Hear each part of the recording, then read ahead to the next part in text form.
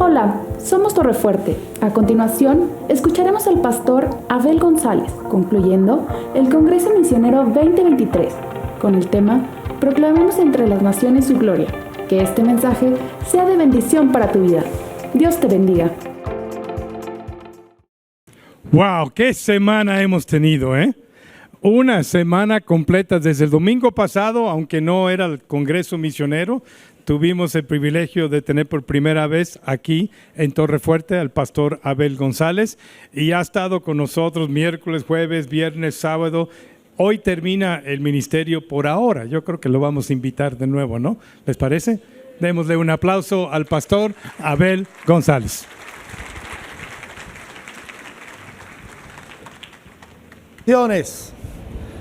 Muchas bendiciones. ¿Cómo están?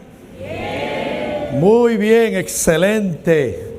Gloria a Dios. Sabemos que estamos bien porque estamos en la presencia de nuestro Dios. David dijo, en tu presencia, ¿qué cosa? Hay plenitud de gozo. Y eso no significa que no haya problemas. Eso no significa que no haya dificultades. Pero la presencia del Señor supera, corrige, mejora cuando nosotros atravesamos por las aflicciones de la vida, ¿cierto? El apóstol Pablo decía, pero la gracia de Dios, hablaba de sus aflicciones, pero decía, pero la gracia de Dios fue más abundante. Así que lo que puede acumular las batallas y tensiones de la vida, la gracia de Dios lo puede superar. Gloria al Señor. Mis amados, estamos ya concluyendo nuestro Congreso Misionero, en el cual todo gira en torno a la idea de ir. Diga conmigo, ir. Obviamente, como hemos aprendido a lo largo de los años, este ir no es necesariamente igual para todos. Vamos en diferentes formas y en diferentes maneras, pero todo se sustenta sobre la disposición de poder ponernos en las manos de nuestro Dios. Entonces, yo quisiera invitarlos a leer la palabra de Dios en uno de esos momentos cumbres donde Dios y donde la palabra de Dios cristaliza la disposición de un hombre. Y por supuesto que es en Isaías capítulo 6. Es de este pasaje de Isaías capítulo 6 donde nosotros extraímos la frase, heme aquí, envíame a mí. ¿Lo está buscando ahí? Muy bien, Isaías capítulo 6. Y vamos a leer lo que dice la palabra del Señor en torno a ese momento, a esa situación en la que un hombre se pone enteramente en las manos de Dios.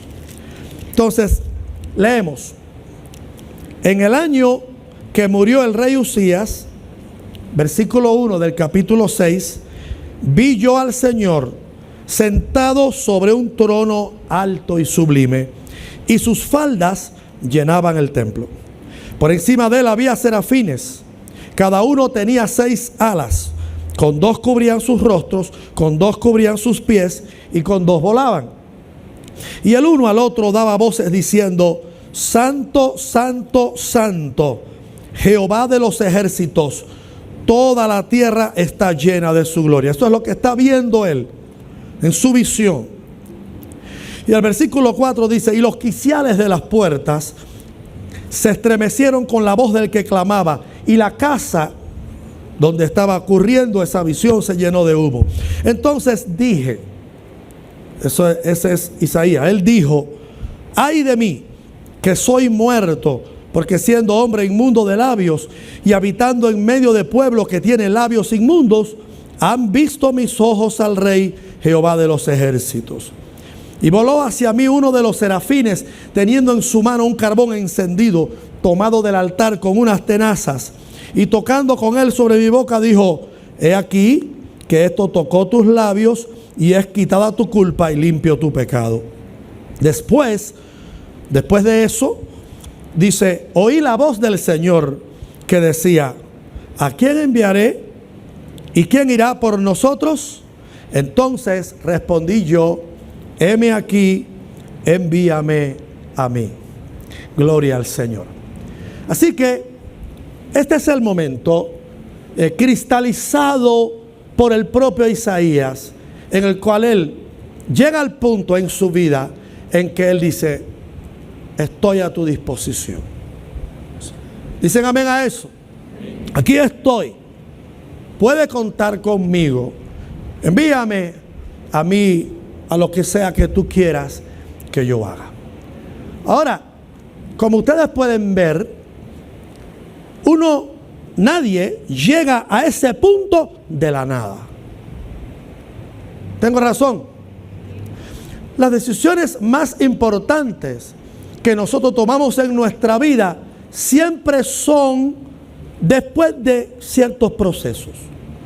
De forma instintiva, espontánea, uno no llega a poner toda su vida en función de una misión tan exigente, porque somos humanos, tenemos intereses, tenemos prioridades, estamos en determinado momento de nuestra vida y sencillamente no saltamos allí. Tienen que ocurrir una serie de cosas antes para que nuestra alma, nuestro corazón se sienta seguro de poder decir, aquí estoy. ¿Están de acuerdo conmigo en eso? ¿Verdad? Uno pasa tiempo pensando las cosas antes de decir, ya lo voy a hacer. ¿Sí o no? Cuando un joven está enamorado de una muchacha y él le sonríe la primera vez, la muchacha no le dice, vamos a casarnos. ¿Verdad que sí? Claro que no. La muchacha dice, ok, vamos a ver. Si el pobre hombre no clasifica las expectativas mínimas de la muchacha, está perdido. ¿Sí o no? Pero si digamos que puede entrar en las preliminares, entonces viene un proceso donde se empieza a conocer y evaluar y mirar. ¿Sí o no? Pasa ese tiempo, suceden ciertas cosas, ocurren ciertas modificaciones, no sé, y llega un punto en que la muchacha dice unos meses después o años después, o como en mi caso, un mes, porque yo sí soy un Don Juan. Un mes. No, éramos amigos hacía un año, y nos carteábamos y hablábamos, y obviamente yo la enamoraba sin que ella supiera que la estaba enamorando. Usaba mis artes subversivas. Y fui preparando el terreno. Entonces cuando hablamos ya de frente, claramente, esta es la idea, esta es la intención. Ella me dice, tengo que orar, tengo que pensar. Yo, no hay problema. Dame una fecha.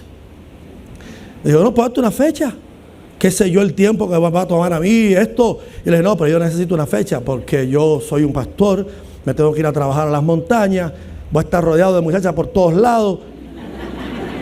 Y yo necesito al menos tener una esperanza. Dame una fecha. Y me dio la fecha, que fue un mes. Y cuando fui al mes, no me quería decir que sí. Entonces, le dije, ok, si no estás segura todavía, me dice no. Entonces dime que no, para yo irme de aquí, tranquilo, que ya yo saber que no tengo que, porque yo soy una persona que estoy en la misión, no puedo tener mi cabeza llena de humo. Dime que no, dice ella. No, tampoco te puedo decir que no. Entonces le dije, entonces sí. Y esa misma tarde hablamos con sus padres. No recomiendo a ningún joven que haga eso. Eso es porque soy un Don Juan, ¿verdad? La verdad es que las decisiones fundamentales de la vida, uno no salta a ellas de la noche a la mañana. Uno llega a ellas por medio de una serie de sucesos y cosas que van preparando hasta que uno dice, ya. Y eso es lo que le pasó a Isaías. Él no estaba loco esa mañana o esa tarde, ni estaba tampoco fuera de sí. Él llega a decir, heme aquí, después de un trato con Dios. Entonces, como le dije a los hermanos de la primera sesión, esta predicación va a ser en reversa. Vamos a partir de cuando él dice, heme aquí, y vamos a explorar marcha atrás por qué llegó ahí. ¿Qué les parece? ¿Les interesa hacerlo? Se le dice, venme aquí estoy, cuenta conmigo. Y aparece el poderoso ministerio de Isaías. El libro de Isaías es el libro que yo más amo del Antiguo Testamento. Es el libro evangélico, el profeta evangélico. Lo que él dice del Mesías es increíble y tiene algunos de los mejores pasajes que han inspirado el alma cristiana. Y tiene el corazón del evangelio en el antiguo pacto. ¿Saben cuál es? Isaías 53. Despreciado y desechado entre los hombres, varón de dolores, experimentado en quebrantos, y como escondimos de él el rostro y no lo apreciamos y lo menospreciamos. Y empieza a describir la pasión del Señor. Es un texto tan fuerte que si usted quiere explicarle el evangelio a alguna persona de ascendencia judía, este es un buen lugar para comenzar a evangelizar. Este fue el texto que usó Felipe para predicarle al eunuco que nos cuenta el libro de los Hechos. Era un prosélito que iba a adorar a Jerusalén en el judaísmo. Isaías 53. Increíble el ministerio del profeta Isaías. Pero todo arrancó cuando él dijo, aquí estoy.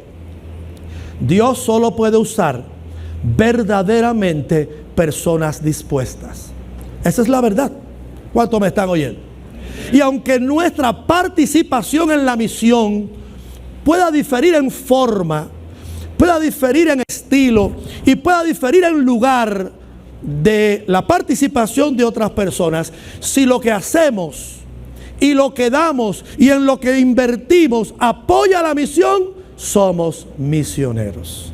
¿Cuántos dicen amén? Amén. Porque ningún misionero llega al campo y hace lo que hace solito. Ni los apóstoles del Nuevo Testamento trabajaban solos. Se requiere la integración de la diversidad del pueblo de Dios para que la obra se haga con todas las de la ley. Diga ahí, con todas las de la ley. Gloria al Señor. Pero tiene que haber ese momento. Me dispongo. Aquí estoy. Cuenta conmigo. Estoy a tu disposición. ¿Cómo llegó ahí? ¿Cuál fue el proceso que lo puso en ese punto? Bueno, si damos marcha atrás, notamos que él dice, heme aquí, después que él nos hace notar esta frase, después oí la voz del Señor que decía. ¿Lo vio? Así que básicamente la disposición de Isaías es una respuesta. Isaías está respondiendo a Dios. Dios llamó, él respondió. ¿De acuerdo? O sea, la iniciativa aquí la tomó ¿quién? ¿Quién? No, la tomó Dios, porque él responde. ¿A quién enviaré? Dice Dios. Pregunta, respuesta, aquí estoy. Isaías responde con disposición, es correcto, pero es respuesta. Dios dio el primer paso. Y hermanos amados, escuchen esto. La única forma que esto nos salga bien es que Dios tome la iniciativa. Nada que iniciemos nosotros por nuestra propia cuenta va a triunfar. Nada. ¿Saben lo que dijo Cristo? Toda planta, ¿conocen ese texto? Que no plantó mi Padre será desarraigada. Nosotros no nos vamos a lanzar a conquistar el mundo por nuestra propia cuenta y según nuestras propias ideas. Dios tiene que tomar la iniciativa. ¿Sí o no? Para que esta sea la empresa de Dios y no mi propia empresa. Para que este sea el proyecto de Dios y no mi propio proyecto. Y así fue que Dios lo hizo. Dios habló y Él escuchó. O sea, para mí esto es muy importante. Porque nunca llegamos a decir aquí estoy hasta que no oímos a Dios. Y cuando digo oír, no me refiero al fenómeno auditivo y físico en que las ondas sonoras atraviesan el espacio de gases, llega a mi tímpano y las vibraciones se vuelven, digamos, biológicas y nerviosas. No me refiero a oír de forma material, me refiero a oír espiritualmente. Diga conmigo, espiritualmente. Muchas veces oímos con estos oídos, pero no con los de aquí. El propio Cristo habló a una generación que no toda le creyó. Cuando Él se quejó de Capernaum, ¿saben cómo se quejó? Él le dijo a Capernaum: ay de ti, Capernaum, ay de ti, Betsaida, porque si en Tiro y en Sidón se hubiesen hecho los milagros que en ti se hicieron, hace tiempo ya se hubiesen arrepentido en silicio y ceniza. Es decir, Él predicó en Capernaum, Él hizo señales en Capernaum, Él enseñó el reino de Dios en Capernaum, y la ciudad no le creyó. Hermano, la ciudad no le creyó a Jesucristo. Así que cuando yo he predicado en algunos escenarios donde la gente no me cree, digo: no hay problema. ¿Quién soy yo? Al Señor no le creyeron. ¿Cuántos me están oyendo? A veces no es que no es un buen mensajero, a veces que la gente no oye. ¿Estamos de acuerdo en eso? ¿Sí? Pero ese Capernaum, ese no es Puebla. Capernaum, quede claro. ¿Sí? Entonces él oyó a Dios. Realmente él escuchó lo que Dios estaba diciendo. Nunca vamos a llegar a una entera disposición hasta que realmente no escuchemos lo que Dios quiere decirnos. ¿Cuántos dicen amén a eso? ¿Cuántos dicen amén a eso? Es tan importante venir a este lugar con el corazón abierto. No vienes aquí a escuchar a un hombre. Obviamente aquí hay un hombre parado aquí.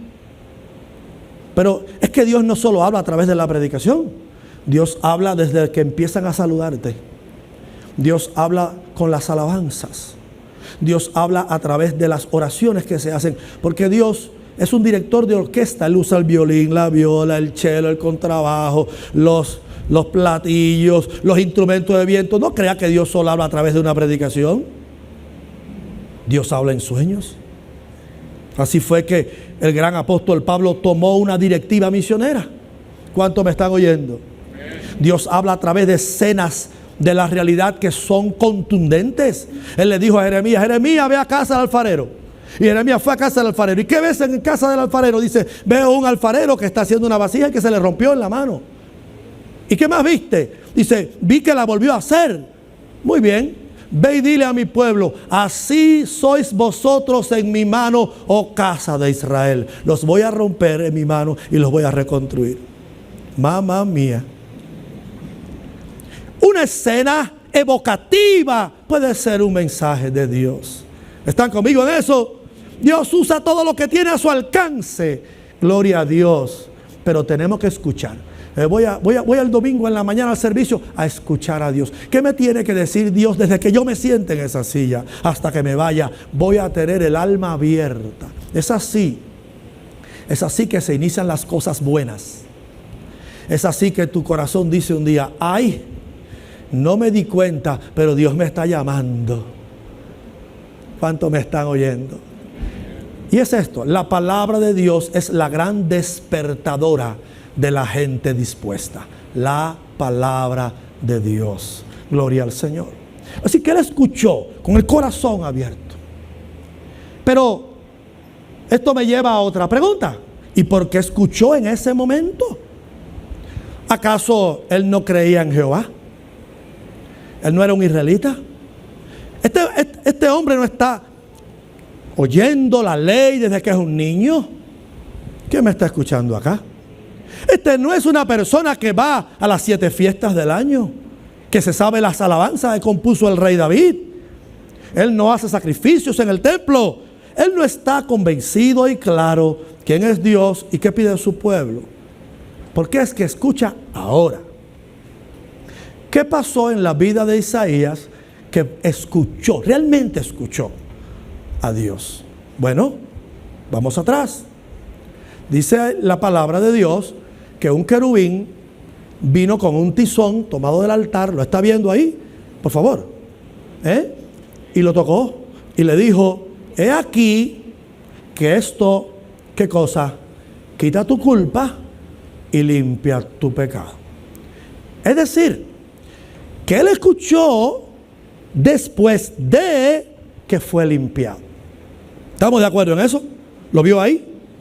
Y esto es muy importante, porque muchas veces la razón por la que no escuchamos la clara voz de Dios en el corazón es porque hay cosas en el medio, hay estorbos, hay barreras, hay obstáculos. ¿Están de acuerdo conmigo en eso? La Biblia lo llama ceguera. La Biblia lo llama duro de corazón, duro de servir. Cosas que nos están afectando y están entenebreciendo la mente y oscureciendo la vista. Entonces nos hablan, pero no escuchamos. Nos llaman, pero no recibimos, porque en el medio hay una barrera. El propio Señor dijo esto. Dijo así: vuestras iniquidades han hecho división entre vosotros y vuestro Dios, y han hecho ocultar su rostro para no oír. Así que el pecado es una barrera que estorba la comunicación en las dos direcciones. Nuestras iniquidades son un estorbo a la hora que Dios nos oiga. ¿Me están oyendo? Ahí lo dice. Pero también son una barrera a la hora de nosotros escuchar a Dios. Así que para oír a Dios y terminar en la respuesta que lo puso en manos de la misión, Él necesita ser limpiado. O sea, el querubín viene y le dice: esto tomé del altar, esto va a quitar tu culpa y va a limpiar tu pecado. En otras palabras, el pecado debe ser removido. La culpa debe ser quitada. Por alguna razón, nuestros corazones no funcionan bien bajo el pecado y la culpa. Diga conmigo ahí: pecado y diga culpa. El pecado es la causa, la culpa es el efecto. Nuestras mentes no funcionan bien, nuestros corazones. Yo sí funciono bien, pastor, yo trabajo, yo soy abogado. Oye, te funciona bien en tu vida social. Donde no funciona bien es en tu vida espiritual. La humanidad ha vivido en desobediencia con Dios 6 milenios y han construido naves que van al espacio. ¿Sí o no?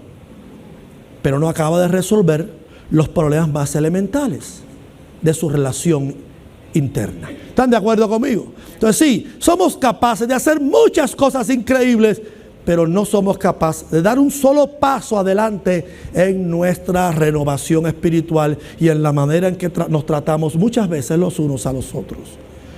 Las cosas no funcionan bien cuando el pecado está de por medio y cuando la culpa está de por medio. Así que Dios, para que este hombre lo escuche, para que este hombre se ponga en sus manos, Dios sabe que tiene que limpiarlo. Amados, este congreso no va a resultar en nada bueno si Dios no nos limpia. ¿Cuántos me están oyendo? Lamento tener que decir eso hoy, pero el Evangelio lo dice con contundencia. Toda persona, toda alma, toda vida debe ser limpiada. ¿Me están oyendo?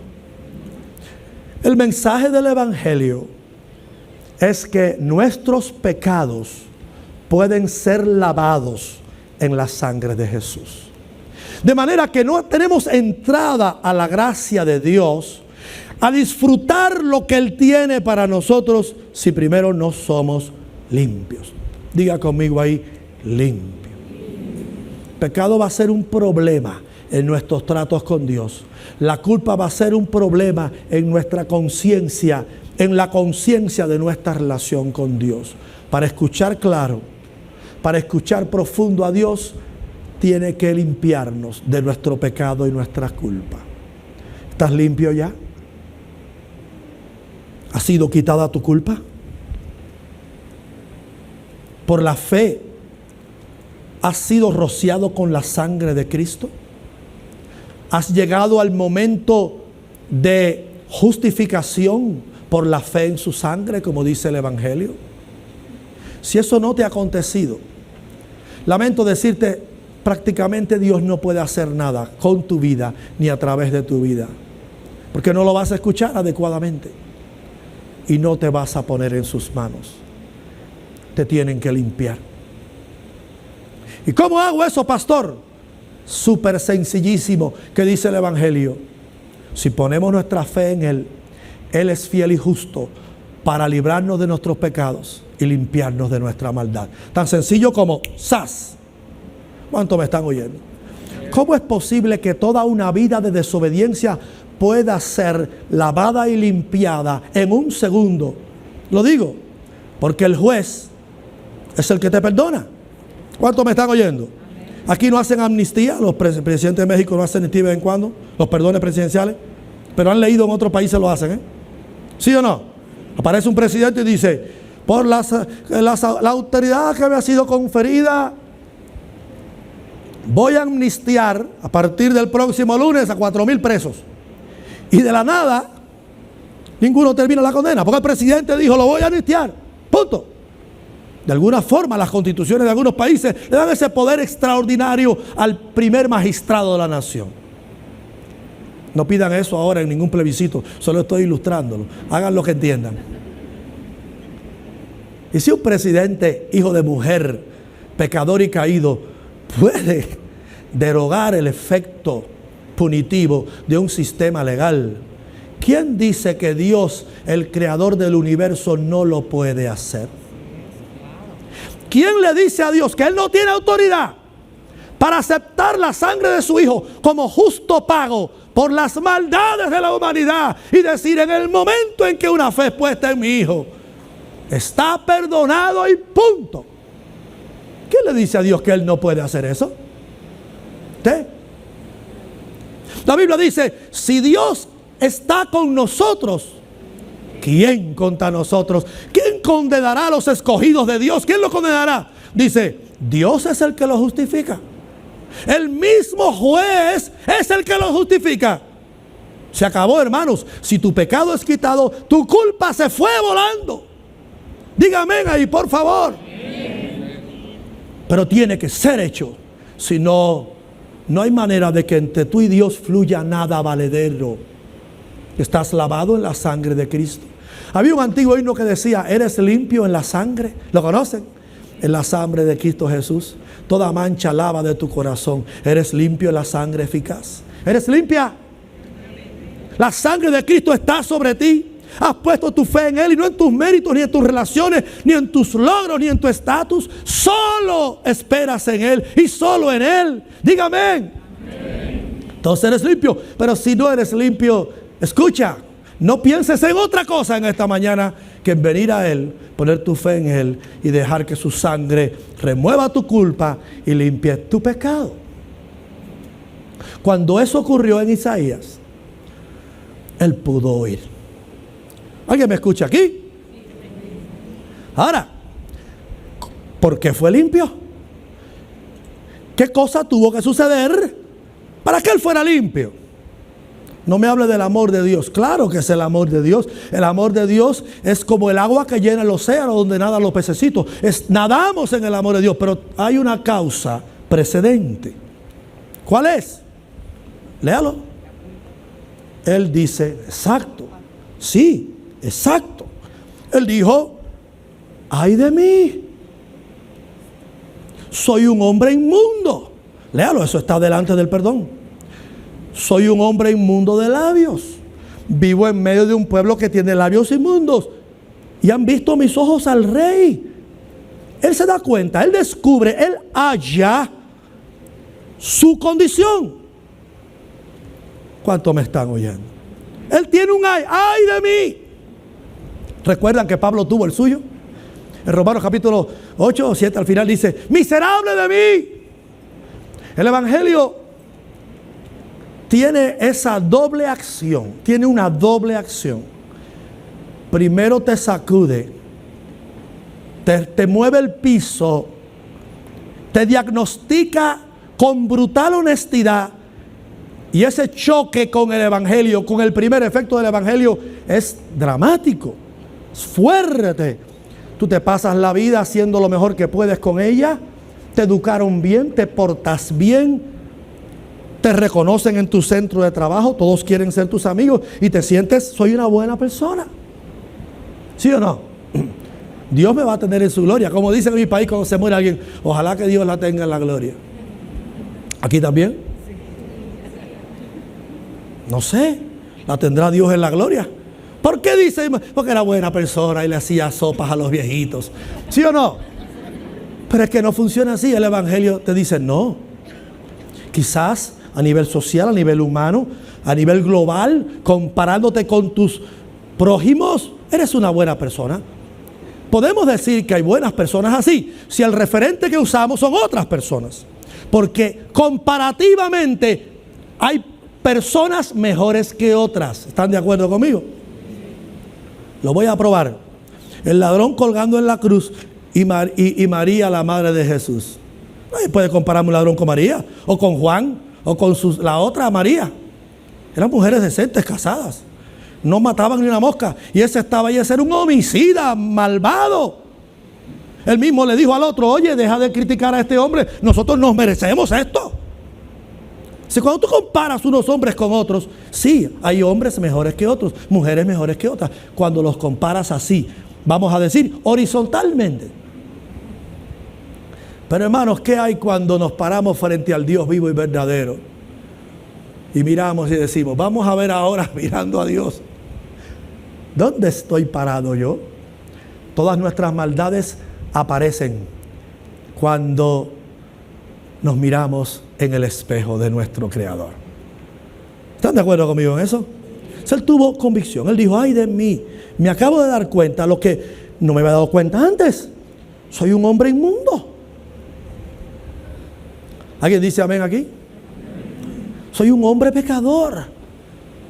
Y él cae en un estado de contrición muy fuerte. Y a partir de ahí es que viene el querubín y lo toca. Es decir, llegamos al momento de la limpieza, del perdón y de la restauración después que tenemos convicción. Después que decimos: ay de mí. Por eso la Biblia dice, y así dice el Evangelio, en este orden, así dice: arrepiéntanse y crean. Lo que nos lanza a los brazos del Salvador es nuestra convicción de pecado. Porque de otra manera nos preguntamos: ¿a mí no me hace falta ningún Salvador? ¿Cuál fue el problema del fariseísmo? ¿Cuál fue el problema del fariseísmo? Creían en el mismo Dios, tenían las mismas escrituras, oraban también como nosotros, pero ¿cuál fue su problema? Yo no necesito salvación. Yo estoy justificado. Yo adoro a Dios, ofrendo, doy diezmos de todo lo que gano. Yo voy a la sinagoga. Yo tengo filactelias. Yo celebro las fiestas. ¿Cuántos me están oyendo? A mí no me hace falta. O sea, hasta que no tenemos convicción de pecado, no corremos a la cruz. Y si no corremos a la cruz, no hay limpieza. Y si no hay limpieza, no hay manera que escuchemos la voz de Dios. Y si no escuchamos la voz de Dios, nunca, jamás vamos a decir sinceramente: aquí estoy, cuente conmigo, vamos a salvar al mundo. ¿Ven la cadena? Entonces él dijo: ay de mí, wow, estoy en problemas, ¿qué voy a hacer ahora? Y entonces ese estado de contrición lo lanza a los brazos justificadores de Dios. ¿Cuántos dicen amén?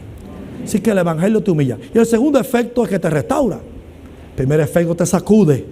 Vemos en qué situación estamos. Y luego te dice: pero hay solución. No entres en pánico. Hay solución. ¿Cuántos dicen amén? Y lo que era imposible por la ley, por causa de la carne, dice Romanos, Dios enviando a su Hijo en carne, condenó el pecado en la carne. Dios actuó en una forma tan efectiva que el primer efecto sacudidor del Evangelio, en que descubrimos lo mal que estamos, es arreglado en la salvación, en la gracia, en la bendita redención de nuestro Señor. ¿Tienes convicción de pecado? ¿Entraste por las puertas de este templo con la cabeza alta o la cabeza baja? ¿Qué dice la palabra de Dios? Él resiste a los soberbios. Así que hay una humillación cuando escuchamos y luego hay una restauración cuando creemos. ¿Dice o no amén? Pero ¿cómo él llega a la convicción? Vamos a hacer como Agatha Christie aquí. Vamos a ir así hasta dar con el asesino. ¿Sí o no? ¿Cómo llega aquí? Se levantó esa mañana y dijo: soy un pecador ahora que me di cuenta. No pasó así, nada espiritual pasa espontáneamente. Yo le compartí a los jóvenes anoche: la fe no aparece por generación espontánea. La Biblia dice que la fe viene por el oír. De manera que alguien tiene que sembrarla para que haya fe. No va a haber salvación espontánea en el mundo. Hay que sembrar algo para que nazca algo. ¿Sí? Entonces él no se levantó esa mañana y dijo, hoy me siento raro, hoy soy un pecador, Dios mío. No fue así. ¿Qué lo lleva a la convicción?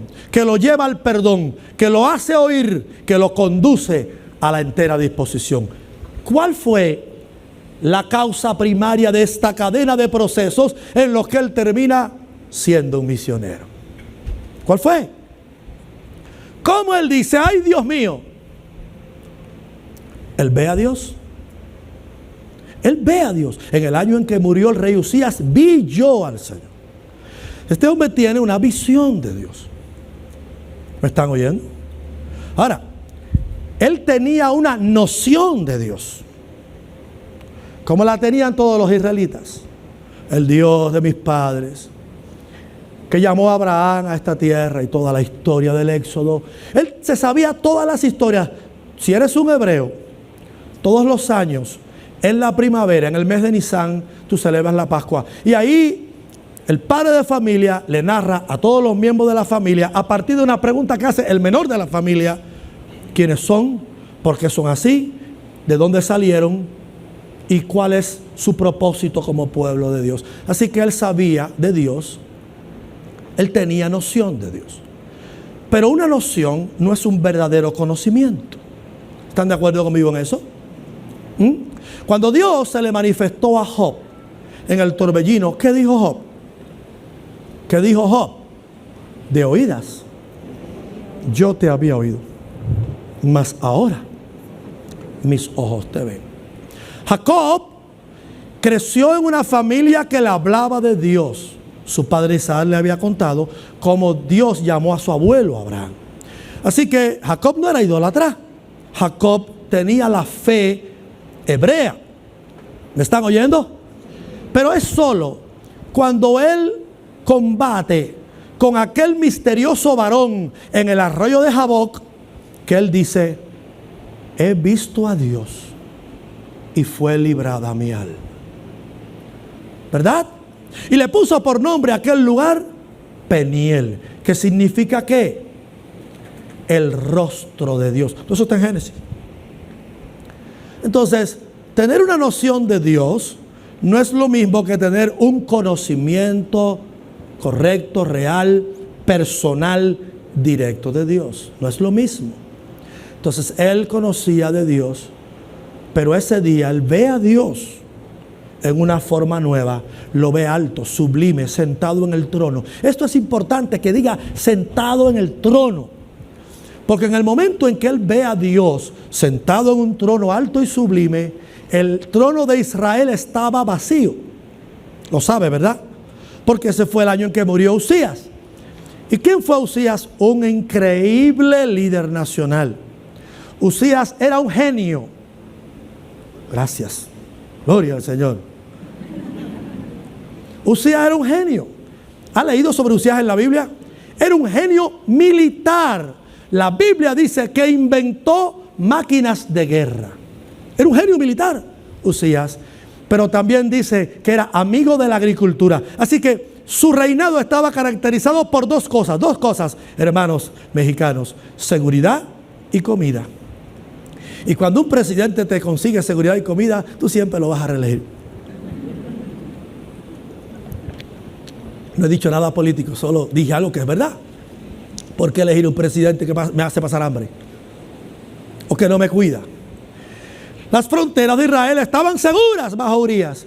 Todos los reyes de su tiempo temían a aquel hombre que no había perdido una batalla. Y había comida por todos lados.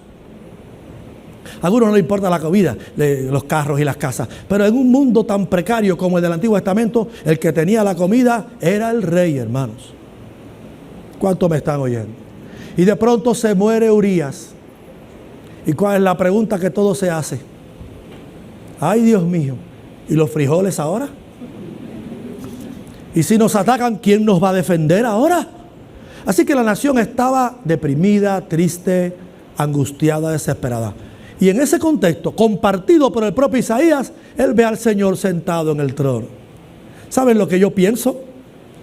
Que el Señor le quiso decir: yo sé que el trono de Israel está vacío, pero el trono del universo está ocupado. Así que cálmate, no cundas en pánico, todo va a estar bien.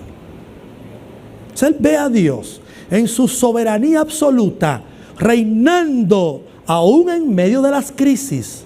Él ve la santidad de Dios. Santo, santo, santo, Jehová de los ejércitos. Y entonces él tiene esta percepción nueva, directa, dramática de Dios. Y es donde él dice, wow, ¿así es Dios? ¿Cuántos me están oyendo? Y entonces ve a Dios, así es el Dios vivo y verdadero. Y luego dice, se mira a él y dice, soy un inmundo. Fue así que llegó a la convicción. Él llega a la convicción después de conocer a Dios de forma personal y de forma directa. Usted sabe que hemos arañado con esto, porque escuchamos a muchas celebrities hoy decir que si fueron allá, fueron acá para encontrarse a sí misma. ¿Sí o no? La gente hace todo tipo de cosas para encontrarse a sí misma. ¿Han visto a las personas que se lanzan al aire con una sábana? Yo digo una sábana, pero es un traje. Pero es una sábana para mí. No hay motor, ahí no hay nada. ¿Los has visto? Y han entrevistado a algunas de estas personas adrenalínicas que se dedican a deporte de alto riesgo y le preguntan, ¿por qué haces eso? Y dice, para sentirme vivo. Lo hago para sentirme vivo. Porque es ahí cuando un hombre se conoce a sí mismo. Miren qué reverenda tontería. Pero es parte de la confusión. ¿Sí o no? ¿Cómo se conoció Isaías a sí mismo? Bien, conociendo a Dios. Porque este es el tema, hermanos. Escuchen. Dios es el único referente que vale la pena usar para uno orientarse. ¿Cuántos me están oyendo? Dios es nuestra estrella polar. Los antiguos navegantes que no tenían GPS ni nada de esas cosas, usaban esta estrella en el hemisferio norte del planeta para saber dónde estaba el norte. Y a partir de dónde la veían y el ángulo y la dirección en que la encontraban, por medio de unas herramientas rústicas, descubrían dónde estaban ellos. Ellos no descubrían dónde estaban mirándose a sí mismos. Ellos buscaban un referente firme, estable, regular y seguro, y a partir de ahí descubrían dónde estaban ellos. O sea, para uno descubrirse a uno mismo, no debe mirar dentro de uno mismo. Es una tontería. Uno busca un punto de orientación que sabemos que no cambia, que sabemos que es vital, que sabemos que es seguro, y a partir de ese punto es que uno se encuentra a sí mismo. ¿Están de acuerdo conmigo o no? La única forma de hacerlo no es yendo a cazar leones a África y ver cómo reaccionas. ¿Dónde está Dios? ¿Cómo es Dios? ¿Quién es Dios? Y luego permite que ese conocimiento te revele dónde estás, cómo estás y qué te hace falta. No dicen amén. Él dijo, Dios sentado en un trono, yo, un inmundo, y lo vi, estoy en problemas. ¿Verdad? El inicio de toda esta cadena de hechos asombrosos que conducen a un hombre a ponerse de rodillas y decir, aquí estoy, es conocer a Dios. Estoy convencido de eso y va a ser mi última enseñanza esta mañana. Si no conocemos personalmente, directamente, correctamente al Dios vivo del cual tanto nos han hablado, va a ser muy difícil que terminemos diciéndole, heme aquí. Para mí la iglesia misionera va a ser la iglesia que conozca verdaderamente a su Dios. ¿Alguien está de acuerdo con lo que estoy diciendo acá? Así, ¿cómo llego ahí? Pastor, ¿cómo llego al momento Isaías? Conoce a Dios. Busca a Dios. Acércate a Dios. Ábrete a Dios. Y dile que se te descubra, que se te revele, que toque las fibras más profundas de tu ser, que te lleve al proceso de reconocer tu condición, de correr a la limpieza de su Hijo Jesucristo, de destupir los oídos y de escuchar la voz que te dice, ahora que hemos resuelto nuestros problemas entre tú y yo, tengo un plan. ¿Te interesa? Y vas a decir, te lo aseguro, sí Señor, sí me interesa. ¿Qué hay que hacer? Tiempo, energía, talento, dinero, personas. ¿Qué hay que hacer? Aquí estoy. Así se llega al punto que todo congreso misionero quiere que todos lleguemos, al punto de disponernos. ¿Sí? Póngase de pie, por favor.